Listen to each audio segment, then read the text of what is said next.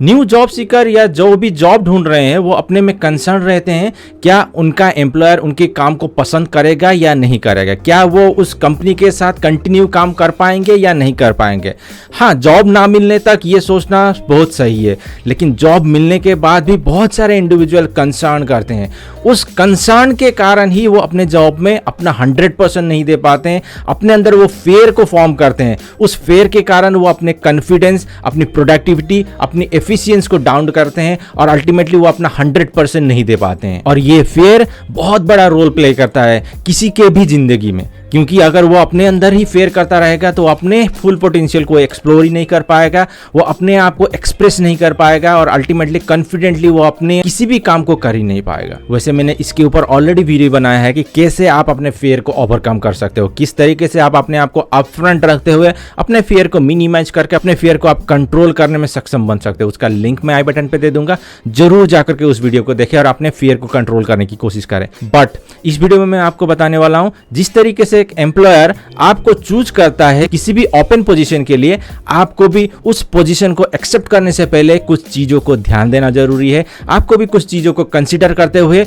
अपने जॉब को चूज करना चाहिए। So what are these consideration you must need to examine before you start your career with any organisation. So first consideration आपको हमेशा रखना चाहिए, are you qualified for the vacant position और not. आपको ये चीज केयरफुली ध्यान देना जरूरी है कि आपका क्वालिफिकेशन वो ओपन पोजीशन के साथ मैच कर रहा है या नहीं कर रहा है, या फिर आप ओवर क्वालिफाइड हो और आपको कहीं पर भी जॉब नहीं मिल रही है और सिंपली आप अप्लाई करते हुए किसी भी जॉब को लेने की कोशिश कर रहे हो। इस चीज को हमेशा ध्यान देते हुए किसी भी जॉब को आपको अप्लाई करना चाहिए। जब आप अपने क्वालिफिकेशन, अपने एक्सपीरियंसेस को मैच करते हुए अपने जॉब को आप अप्लाई करोगे और उस जॉब के प्रति आप इंटरेस्ट शो करोगे और उसको सिलेक्ट करते हुए आप उसमें काम करने की कोशिश करोगे, तभी आप अपने फुल पोटेंशियल को वहां पर एक्सप्लोर करने में सफल बन पाओगे। अगर सिंपली आप किसी भी जॉब रोल को आप परफॉर्म करोगे तो ऑब्वियसली आप अगर ओवर क्वालिफाइड हो तो अपने आप को अंडर एस्टिमेट करोगे, अगर आप अंडर क्वालिफाइड हो देन आप उस जॉब को कर ही नहीं पाओगे और अल्टीमेटली आप अपने अंदर स्ट्रेस एंड एंजाइटी को डेवलप करोगे और आप किसी भी काम को करो उसको संपूर्ण रूप से करने में आप विफल रहोगे। देन सेकेंड चीज आपको कंसीडर करना चाहिए, जब भी आप किसी भी रोल को अप्लाई करो और उस जॉब को अप्लाई करके एक्सेप्ट करने से पहले आप में क्या वो सारे स्किल एंड एक्सपीरियंस है या नहीं है। उस जॉब को परफॉर्म करने के लिए आपके पास वो सारी क्वालिटीज, वो कॉन्फिडेंस आप में है कि नहीं है। आपको पहले ही एग्जामिन करना चाहिए जिस भी जॉब को आप अप्लाई कर रहे हो, जिस भी जॉब को आप ज्वाइन करने वाले हो, उस जॉब के रोल्स एंड रेस्पॉन्सिबिलिटी को आपको क्लियरली समझना बहुत जरूरी है। जब आप उसके रोल्स एंड रेस्पॉन्सिबिलिटी को समझोगे तब जाकर के आप वहां पर अपना 100% देते हुए अपने जॉब को अच्छी तरह से करने में सफल बन पाओगे। अगर आप इन सारी चीजों को कंसीडर ना करते हुए सिर्फ जॉब लेने के लिए जॉब लेके आप उस जॉब को करना शुरू करोगे देन सडनली आपके ऊपर बहुत ज्यादा प्रेशर आएगा और आप अगर उसको नहीं कर पाए देन मे बी आपको अपने जॉब को लूज भी करना पड़े। सो आपको हमेशा यह ध्यान देना जरूरी है, जिस भी जॉब को आप अप्लाई करके उसको सिलेक्ट कर रहे हो उसके साथ क्या आपका स्किल एंड एक्सपीरियंस मैच कर रहा है, आपके स्किल एंड एक्सपीरियंस के साथ वो अलाइन कर रहा है या नहीं कर रहा है। देन थर्ड क्राइटेरिया आपको जरूर इसको ध्यान देना जरूरी है। बहुत बार बहुत सारे इंडिविजुअल, बहुत सारे प्रोफेशनल्स इसको कंप्लीटली इग्नोर करते हैं। क्या आपका organisation healthy work life balance को प्रमोट करता है या नहीं करता है। ऐसा तो नहीं है कि आपके वर्किंग आवर्स के अलावा भी बहुत सारा ओवर टाइम करना पड़े। अगर आप इस तरीके के जॉब में अपने आप को इन्वॉल्व करोगे देन आप अपने पर्सनल लाइफ को मेंटेन नहीं कर पाओगे और अल्टीमेटली आप स्ट्रेस को डेवलप करोगे और एक समय ऐसा आएगा कि आप अपने काम को करते हुए भी आप अपने आप में हैप्पी फील नहीं करोगे। सो आपको ये हमेशा ध्यान देना जरूरी है, किसी भी ऑर्गेनाइजेशन को चूज करने से पहले उस ऑर्गेनाइजेशन में किस तरीके का कल्चर है, इन सारे चीजों को कंसीडर करते हुए आपको अपने जॉब को चूज करने की कोशिश करनी चाहिए। देन नेक्स्ट क्राइटेरिया आपको जरूर ध्यान देना चाहिए व्हिच इज ग्रोथ एस्पेक्ट। आप जिस भी काम को कर रहे हो उसमें ग्रोथ एक्सपेक्ट क्या है। इनिशियली जब आप किसी भी काम को स्टार्ट करोगे ऑब्वियसली वहां पर आप ग्रोथ एक्सपेक्ट करोगे। ऐसा तो आप कभी एक्सपेक्ट करोगे नहीं कि जिस भी रोल को आप परफॉर्म करो उसको लॉन्ग टाइम तक करते हुए आप उसी में से रिटायर हो या फिर जितने भी आपको सैलरी मिल रही हो उसी सैलरी में आप रिटायर हो। ऑब्वियसली एज एन प्रोफेशनल आपको हमेशा ये ध्यान देना जरूरी है कि जिस भी कंपनी के साथ आप जुड़े हुए उसमें किस तरीके के ग्रोथ एस्पेक्ट हैं, कौन से अपॉर्चुनिटीज हैं जिसको कि आप ग्रैब करने में सफल हो पाओगे, किस तरीके का ग्रोथ आपकी कंपनी, आपकी ऑर्गेनाइजेशन आपके लिए प्लान करके रखी हुई है या फिर आप अपने स्किल को डेवलप करते हुए उसको अचीव करने में सफल बन पाओ।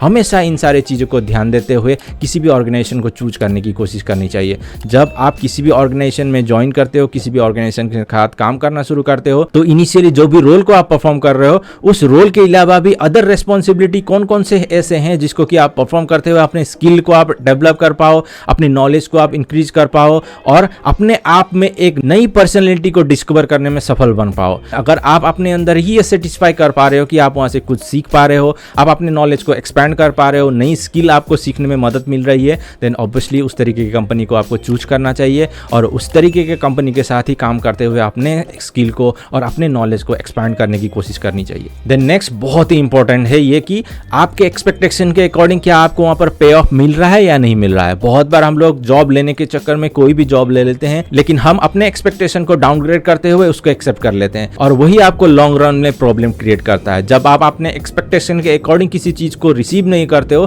देन आप डिससेटिस्फाइड होते हो। आप डिससेटिस्फाइड होते हुए भी उस चीज को एक्सेप्ट करते हुए उसको कोप अप करने की कोशिश करते हो और अपने अंदर उसी के कारण स्ट्रेस को डेवलप कर बैठते हो और आप अपने कॉन्फिडेंस को लो करते हुए अपने काम को करने की कोशिश करोगे और अपने एफिशिएंसीज को डाउन करोगे और आप अपने 100% को कभी आप शो नहीं कर पाओगे। So you must need to consider कि आपका एक्सपेक्टेशन क्या है, उसके अकॉर्डिंग आप अपने जॉब को, अपने एम्प्लॉयर को चूज करने की कोशिश करें। आपका एक्सपेक्टेशन भी रियलिस्टिक रखने की कोशिश करें। अगर आप फ्रेशर हो तो उसके अकॉर्डिंग जो भी ट्रेंड्स हैं, जो भी मार्केट में चल रहा है, उसके अकॉर्डिंग अपने एक्सपेक्टेशन को डेवलप करें। एक्सपेक्टेशन तो हर लोगों के लिए हाई रहता है, लेकिन जो भी इंडिविजुअल जानता है कि अपनी क्वालिटीज, अपनी एक्सपीरियंसेस को एनालाइज करते हुए अपने एक्सपेक्टेशन को सेट करना, वही इंडिविजुअल अपने लिए अच्छे कैरियर ग्रोथ अपॉर्चुनिटी को भी डेवलप करने में सफल हो पाता है। ये सारे कुछ कंसीडरेशंस हैं। इसके अलावा भी बहुत सारे कंसीडरेशंस रहते हैं, बहुत सारे प्रोफेशनल्स के अलग अलग। ये डिपेंड करता है कि किस तरीके की क्वालिफिकेशन, किस तरीके के एक्सपीरियंस एक इंडिविजुअल होल्ड कर रहा है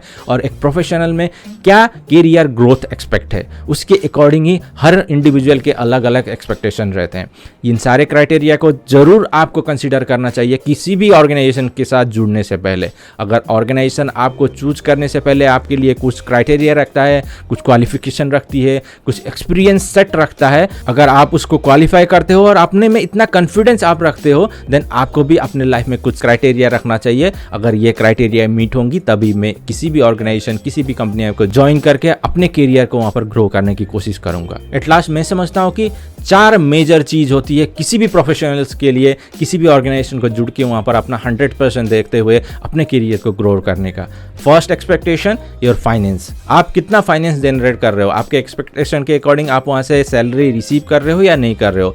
देन ग्रोथ अपॉर्चुनिटी, ग्रोथ आपको वहां पर सफिशिएंट मिलने वाली है या नहीं है, उस चीज को भी आपको कंसीडर करना चाहिए। देन थर्ड, किस तरीके का वर्किंग कल्चर है। एंड फोर्थ, फ्रीडम, आपको कितना फ्रीडम मिल रहा है आपके काम को करते हुए, कितने फ्रीडम के साथ आप अपना काम को कर रहे हो। इन सारे चीज़ों को जब आप कंसीडर करते हुए किसी भी ऑर्गेनाइजेशन को चूज करोगे, देन डेफिनेटली उस ऑर्गेनाइजेशन के साथ काम करते हुए अपने आप को ग्रो करके उस ऑर्गेनाइजेशन को भी ग्रो करने में आप मदद कर पाओगे। अगर वीडियो अच्छा लगा है तो जरूर लाइक करें और शेयर करें अपने फैमिली एंड फ्रेंड्स के साथ। अभी तक आपने मेरे चैनल को सब्सक्राइब नहीं किया, अगर आप वीडियो देख के चले जाते हो तो जरूर सब्सक्राइब करें ताकि इस तरह की वीडियो आपसे मिस ना हो। आपके समय के लिए और वीडियो देखने के लिए धन्यवाद। मिलते हैं नेक्स्ट नए वीडियो।